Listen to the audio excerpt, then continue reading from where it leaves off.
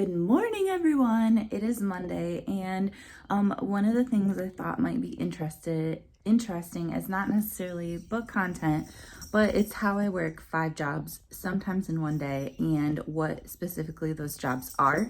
So today I'm going to take you with me because today is the day I'm actually doing all of them in one day, which is pretty rare. Usually they're more spread out than this, but anyway, yeah, let me take you with me. Okay, so I just took the trash outside to get a hot second of sunshine. My first job today is going to be VIPKid, so I just teach one student right now for a half an hour, and she lives in China. And yeah, that's what I'm going to start with. It seems that VIPKid has a load of teachers teaching, so I don't get as many kids as I used to. So this is really pretty minimal, around 25 minutes a week, that's it. But just so you know, when I first started VIPKid, I wanted to like ease my way into it, and I heard that it would be really hard to get kids. So I just loaded up my schedule with availability, and they all got booked solid. So it's definitely trial by fire. If you're more interested in VIPKid, let me know. But like I said, I haven't been getting a lot of bookings just because there's so many teachers. But yeah, I used to work 2 hours a day before school every single day. So around 10 hours a week. All right, so I'm all done with VIPKid. Each lesson is 25 minutes, and then you have 5 minutes to write feedback. You can take longer than 5 minutes, but they kind of build it into your time. So I just said that it was great seeing the student again. She did an amazing job digging deep into the lesson. Continue practicing the words northern, southern, fear, warriors, sense, performed in court. Great work today, and I hope you have an amazing evening.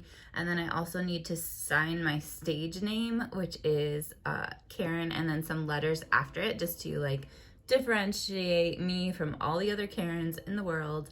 And then I'll submit it, and I will get paid. Okay, so now that VIPKid is done, I'm officially on the clock for my real job, which is teaching 3rd and 4th graders online.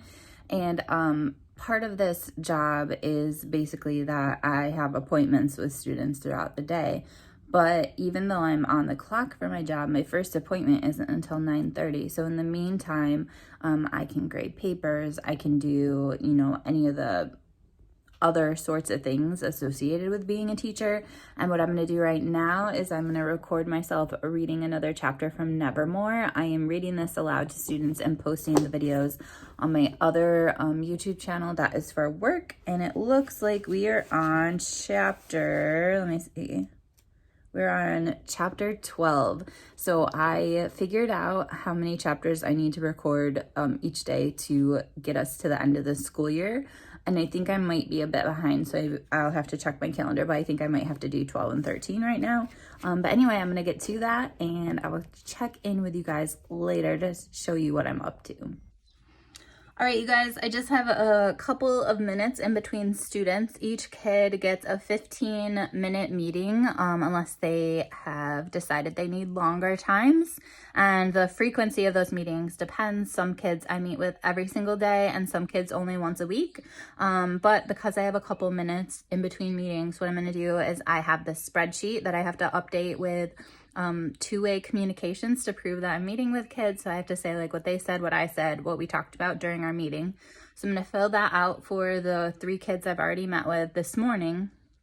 And then I also sometimes will quickly read while I have just like quick bursts of downtime. And so usually I have a professional book going and like a kid book and a personal book, but because it's during the school day, I want to make sure that I am doing like work-related things. So my professional book is Teaching to Transgress by Bell Hooks, and I just started that last night. But the one I have in front of me for just quicker bursts is a new graphic novel, The Witches of Brooklyn. So I saw Heather from Soggy Expat Book Nerd talk about this book.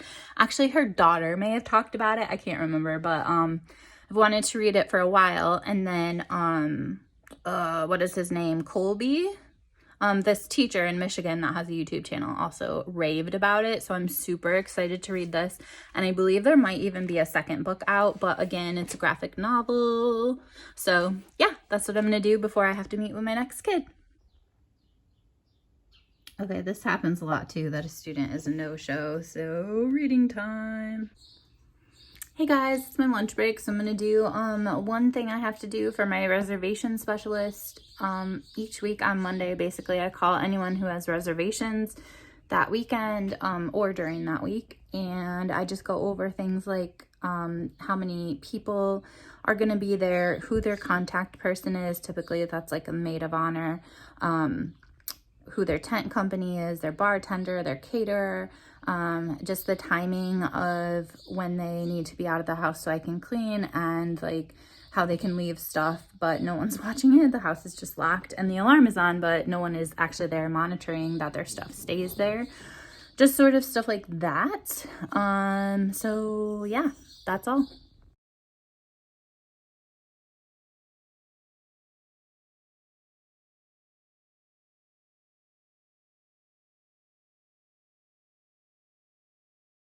All right, so I called the bride for this weekend, and it wasn't a good time to talk because she was still kind of doing work and stuff. So we are going to talk later on tonight. But that's kind of part of my reservation specialist job, is just checking in with people and making sure they're comfortable for the weekend, and they also know some of what our rules and things are. So now I'm not really hungry for lunch. I think I just might have a little bit of a snack, and then I'm gonna be back into work mode for my full-time job, and just finish up some meetings and stuff with students. This morning I had a lot of one-on-one meetings with students, and then I also had a reading group meeting, and this is our last reading group meeting for the entire school year. So we just played a game. We played a Kahoot game, which practiced some reading skills. I gave them the choice of 2 other games, so I'll show them to you real quick. Chameleon, which is so fun.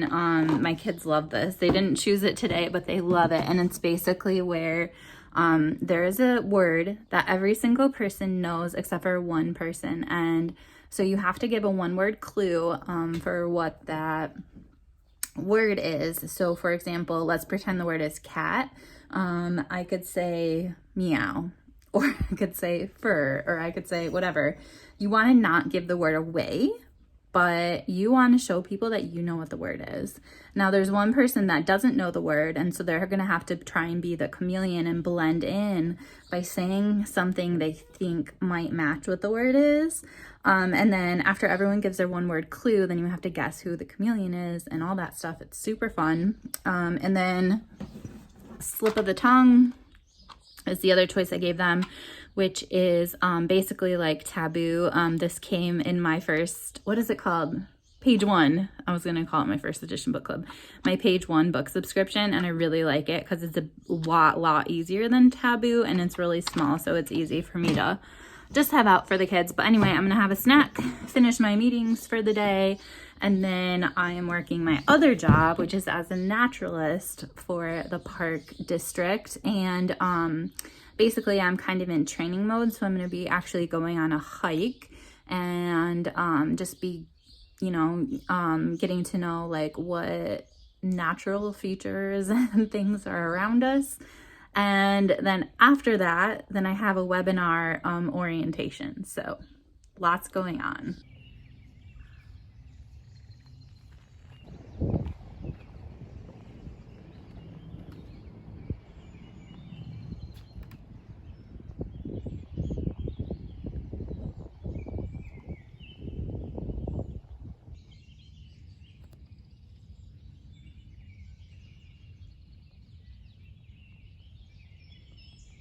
George did during the winter time, George and Kelly. Oh, that's right, during COVID. Now you can see your babies. Look at them. What do you think? It looks really cool. Yeah. But basically, it's creating that more gradual slope so that we can get some things establishing on here. And then the riprap is all that stone down there. So again, the energy, this cannot absorb the energy without the plants yet. So it hits the riprap, and then it like will slow down before it hits this. Eventually, once this gets trees and shrubs in it, we'll be fine. Yeah, so whenever this is an important thing. You talked about takeaways. A takeaway is you don't want clean shores. You know, every time, like Anne hated that because it collects garbage. It also collects energy. And so it is helping to slow down that wave action before it hits the shore. And it's also creating habitat for wildlife. So downwoody debris, both on land and in water, is one of the most critical components for wildlife that we tend to get rid of. We're always like, oh, it's messy, let's clean it up. Well, you're getting rid of salamander habitat, you're getting rid of, right, fish habitat. So leave it in there. I was like, where is that spot? Yeah, you can see right. Yikes, yeah. So the idea was we were bringing in goats to deal with an invasive species, which is an ecological problem, and then getting a sustainable protein source. So the program itself was fully sustainable, that we would get the goats in the spring, sell them off in the fall for meat, and then that would help pay to buy the next year's goats. Right? Failed.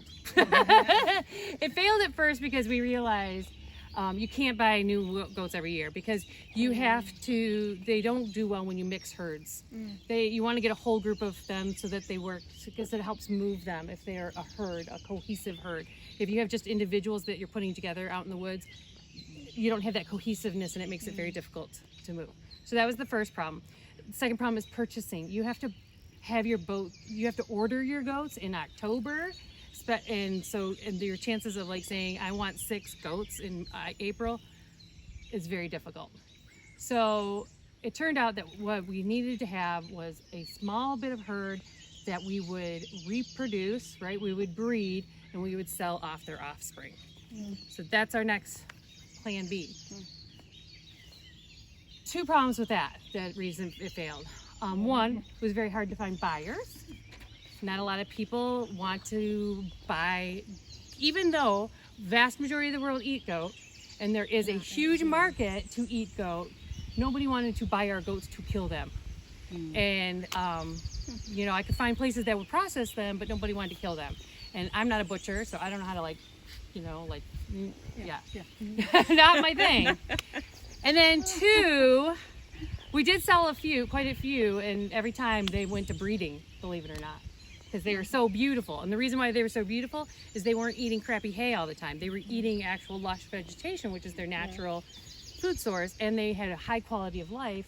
So they were much healthier.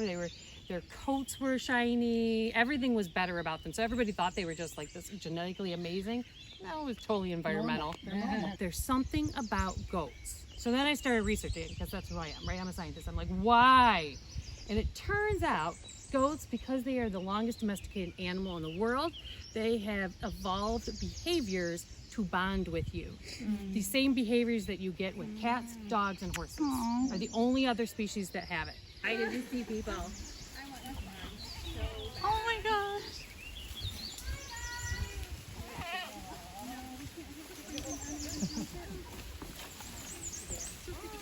Remember, they are covered in poison ivy. That's one of their favorite.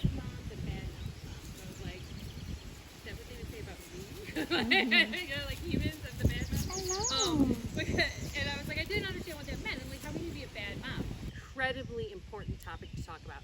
You know, way more acres of habitat are destroyed by invasives compared to oil spills and all the other forms of pollution that we think about. So I have started, and if you ever want to like come along to one of our hikes, one of our education hikes, I'd love to have you there. You're more than welcome to come. I try to get people to look at this as, it's official. I mean, this isn't me just saying this. Like, this is a form of pollution. So we call this biological pollution. So instead of saying invasive species, I'm like, look at this biological pollution that we have. And I express like, my life goal is for you to look at that and see an oil spill. Because according to wildlife, that has the same ecological value as an oil spill. The climate change, right? It's just like your body when it's stressed out, you're more vulnerable to infestation or invasion, right? You're more likely to get sick when you're stressed out. So we put the stress of climate change on it, and all of a sudden, and roads and all these other things, too many stressors at once, and then all of a sudden the native plants can't defend themselves against the invasives. And then on top of it, which magnifies all of it, is overpopulation of humans. So again, you're putting this way another threat, another pressure on it. And what happens is your invasives, they can sustain it. They're the ones that are like thriving because again, that's what they do. They love disturbance. What's disturbing? Well, climate change. So they're gonna not get eaten by the deer, and then the deer like it because they like to bed down in them, and you get more Lyme disease. Definitely a non-invasive, definitely an invasive, but you know, we don't have the resources. And we've never actually put the goats over here.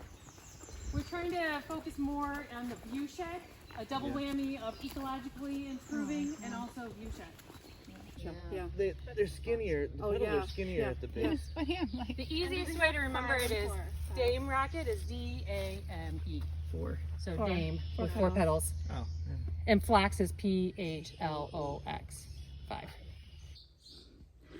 Okay, so it turned out I only worked 4 jobs today because I didn't have time for tutoring. My day just went too long and I had to cancel it. So I did an orientation after the hike and now I'm going to grab a late dinner. And yeah, that's it. This was my day.